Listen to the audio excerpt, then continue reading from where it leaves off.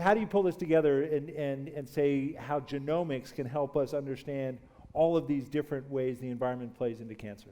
I think Eric put it in a very succinct and correct way in his opening remark, and that is that all cancer is the consequence of mutations in genes. All cancer is the consequence of aberrations in DNA. And those can be mediated by viruses, if viruses work their way into the genome. They can be the consequence of exposure to mutagens, to agents that themselves cause mutations, such as radiation. They can be the result of chance. They can be the result of inheritance of a mutation from a parent, in which case, of course, all the cells are affected rather than simply the cancer cells.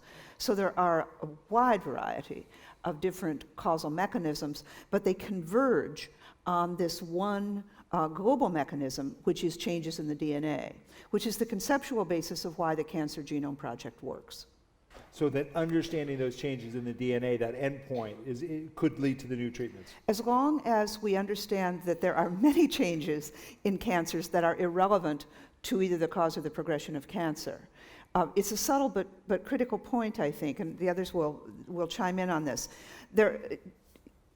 The mutations that are critical, both in the cause of cancer and in its progression, have, as one of their consequences, many of them, the opening up of the floodgates for more mutations.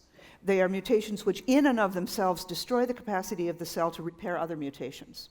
So a cell that had formerly, when it was a normal cell, been completely able to repair what went wrong, or close to completely, now becomes completely vulnerable. And the least little thing can cause a mutation, which is one reason we get resistance in cancer, because they are so vulnerable to additional mutations. Go ahead. To put some numbers on this, if you take a tumor and you sequence its DNA and you compare it to the DNA of that same person in their normal cells, you might find about 1 mutation every million letters. So about 3,000 mutations in the genome.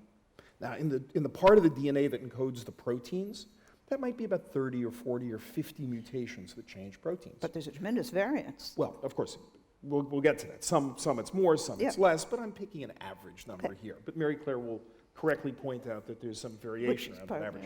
But the point is that most of those changes are random changes that aren't causing the cancer. So if I look at one person's tumor, most of those changes aren't informative. But if I look at 2 people and 3 people and 10 people and 1,000 people, then I can begin to see that this gene is getting hit much more often than by chance, whereas this is just sort of chance noise. So a Cancer Genome Project needs much more than one patient. It needs many patients, but cancer is no rare disease. It's totally possible to look at enough patients that you can sift out that noise and see the signal.